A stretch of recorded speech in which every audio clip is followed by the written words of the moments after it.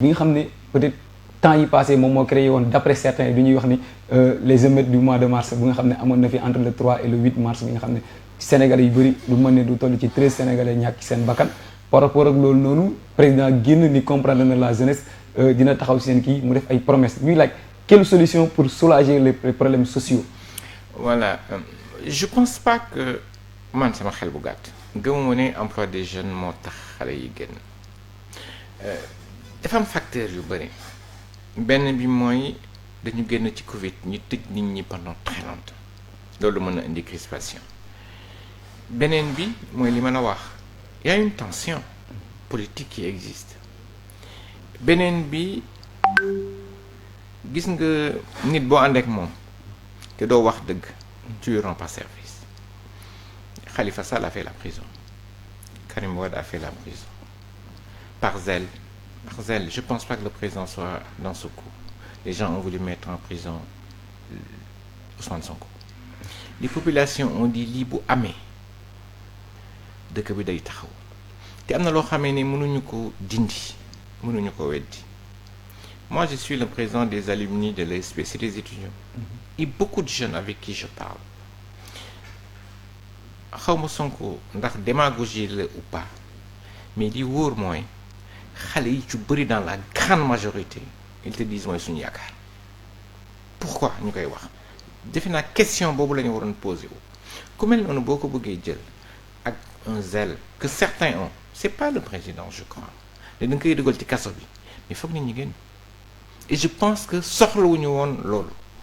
li ma la wax sànq laay dellu si mën nañu ñëwaat dans une discussion entre tous les gens qui sont dans la politique dans ce pays et qu'on travaille de façon apaisée boo jëlee Ghana boo jëlee Cap-Vert may jëlaat mais ñooñu at bu nekk ñu dem élection lu mel ni musu fa am ce n'est pas possible lu mel ni am fa pourquoi Sénégal simplement lu mel ni di fa am c'est parce que y a des crispations beneen bi mooy emploi des jeunes bu ñu xoolee emploi des jeunes solution yi ñuy trouver Ablaye Wade moo njëkk a commencé FNPJ président ñëw on a eu beaucoup de programmes. Très souvent dañu naan on a financé 200 000 projets on a financé 300 000 projets mais xam nga ban réponse moo doon baax j'ai financé 200 000 projets sur les 200 000 projets il y a 50 000 qui ont réussi ou 100 000 le problème c'est pas l'argent te bu ñu xoolee malgré xaalis bi ñu ci dugal yépp day mel ni defuñu dara loolu lu muy tekki xëy na que solution bu ñu teg du mooy bu baax bi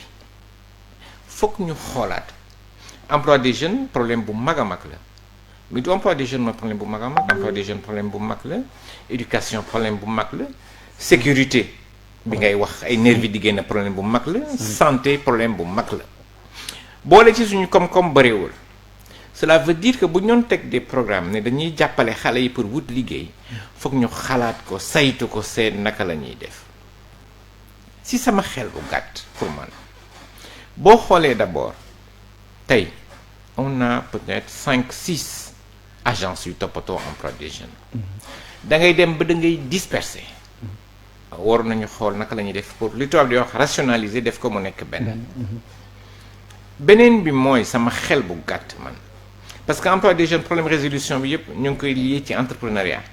ñëpp mënuñu nekk entrepreneur pour nga nekk entrepreneur da nga koy am dans l'âme am une vision xam foo bëgg a jëm mais xale yi bële ba doon joxe xaalis dañu dem jëndi iPhone toog jàpp seen ñàmbur ñooñu ñooy waxaat ëllëg dara sottiwul kon foog ñu xoolaat mécanisme bi naka la ñuy defee création emploi des jeunes donc def ñëpp entrepreneur du solution beneen bi sama xel bu gàtt mooy bu ñu bëggee régler problème emploi des jeunes foog nga aw ci secteur privé mooy ku mel ni yéen xam nga yéen existé ngeen j'ai vu une dizaine de personnes peut-être yéen mën nañ leen jox xaalis jàppale leen ngeen mën a dem kanam ça veut dire koo xamee ne commencé na liggéey ngay jàppale pour mu dem donc il faut bien appuyer le secteur privé te loolu lu koy indi mooy l'État doit protéger les investisseurs privés ma jox la ci loolu la d'accordul ak ku mel ni Ousmane Sonko ci loolu la d'accordul ak ku mel ni France Frappe dégage na nga toon Guy Marius Guy si daal sama xarit la nag wax dëgg yàlla ci loolu laa d'accord ak moom il faut nga jàppale li ñuy wax secteur privé ñi nga xam ne ñooy ñëw pour créer emploi. boo jëlee exemple Auchan.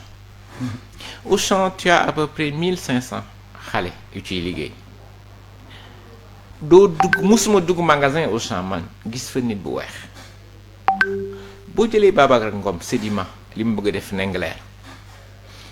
loolu mooy créer emploi ku mel noonu bu paree woon mais ñaata xale ñoo fay liggéey. boo jëlee ñu mel ni grand domaine du Sénégal à Saint-Louis ils ont fait la même chose ils emploient peut-être 10 000 personnes donc il faut que ñu jàppale secteur privé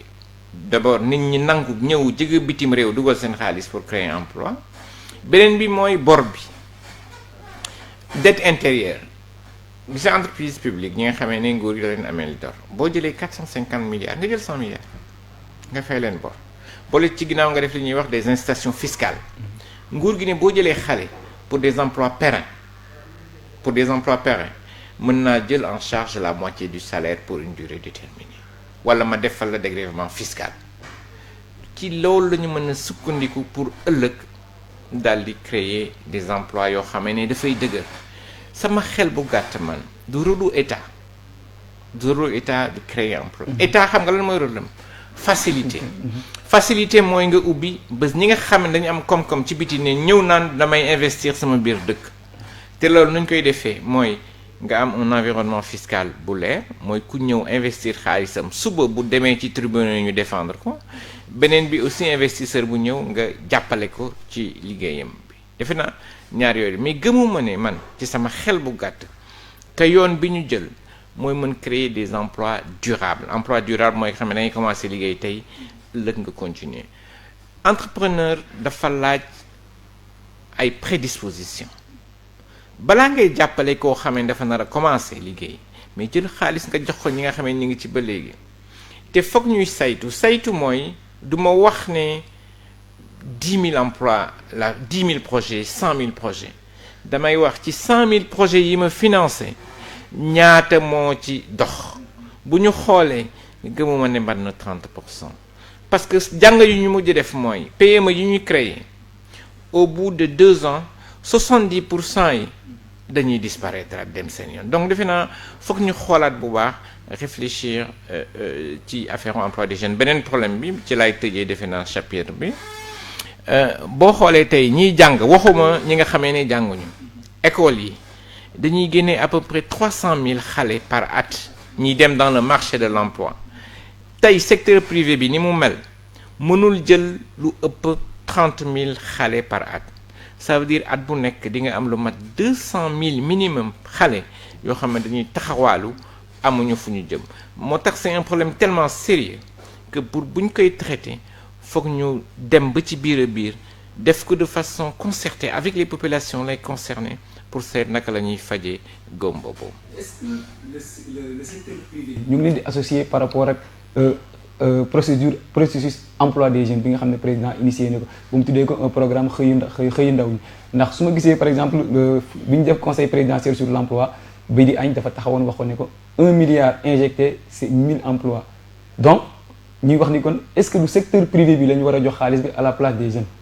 pour mu créer de l'emploi. Pour man la question ne se pose même pas suñu jaarul ci secteur privé ci laaj lañ jëm ça marchera pas. C'est pas le rôle d'une agence de créer des emplois wax naa la ko léegi est-ce que d'accord nañ ci dara ñëpp mënuñu nekk entrepreneur. Ouais. On est d'accord dessus. Est-ce que d'accord nañ ci dara état mënul créer emploi c'est pas son rôle. Si ñu bëggee régler affaire emploi des jeunes ce qu'il faut faire c'est il faut continuer à financer l'entrepreneuriat. D'accord. Par contre on peut pas ne pas créer des emplois te appuyer wuñu ci secteur privé bi ça c'est clair comme l'eau de roche. gis nga boo demee Chine pourquoi Chine seen problème emploi réglé chinois yi dañu amoon béykat la ñu woon ñoom ñëpp bu yàgg ba xam nga lu ñu def li tubaab yi di def dañ ko jël def ko seen dëkk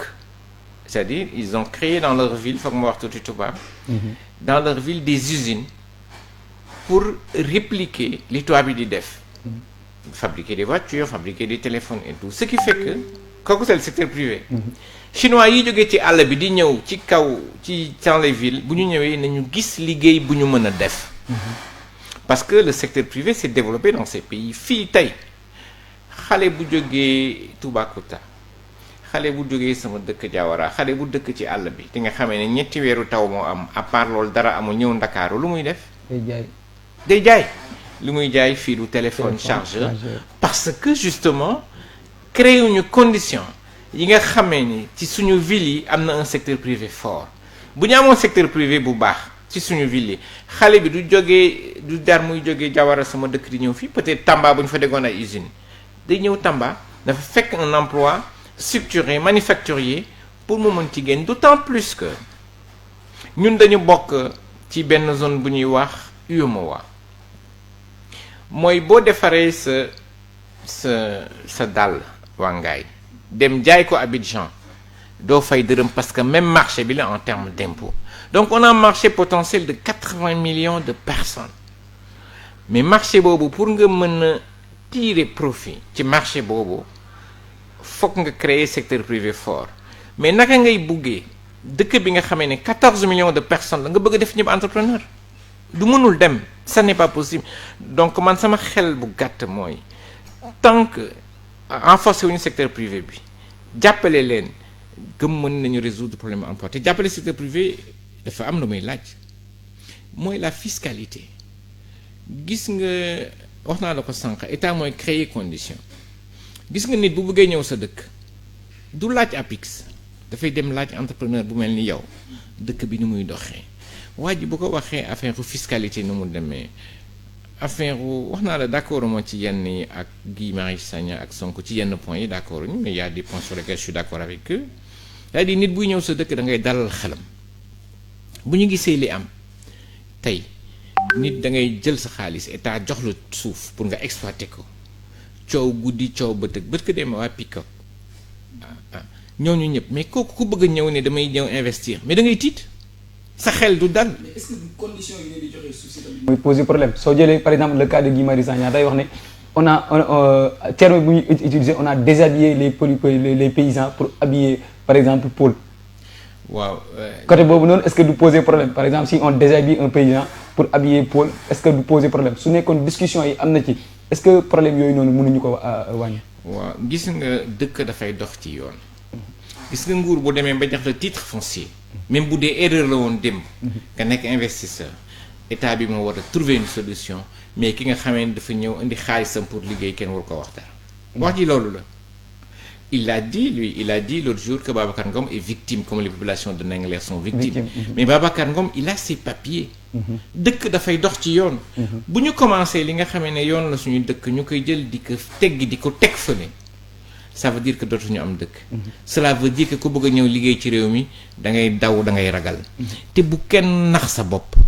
suñu biir ñun amuñu koom-koom boo xamee ne tax na mën nañu régler affaire au emploi des jeunes donc il faut qu'on soit beaucoup plus ouvert que ça éviter comme il dit yenn erreurs yi mais on n'a jamais déshabillé Ngom pour habiller Paul on n'a jamais déshabillé Ngom pour habiller Paul et puis dañuy waxante dëgg sama suufu maam boo leen ko bàyyee ñetti weer lañuy bay boo ko bàyyee foofu bu nguur gi joxewul ji duñu dem tey xam nga bu yàgg ba amoon na lu ñuy wax mandarine sénégalaise mooy bu verte bi est-ce que yaa ngi koy gis ci marché bi léegi xam nga lu ko rey mandarine marocaine bi parce que Maroc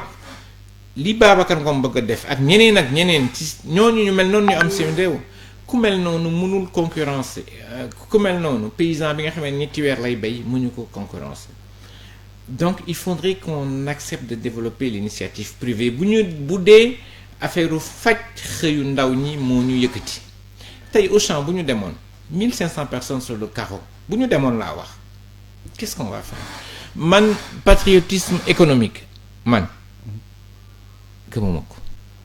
xam nga lu ma gëm lépp li nga xamee ne mën na tax xale yi mën na yeewu suba am xëy mën na suturlaal ku mënti indi xaalis mi naka loolu toppatoo ko loolu moo am solo mais boo nee nit ki du ñëw te yow amuloo solution fan nga jëm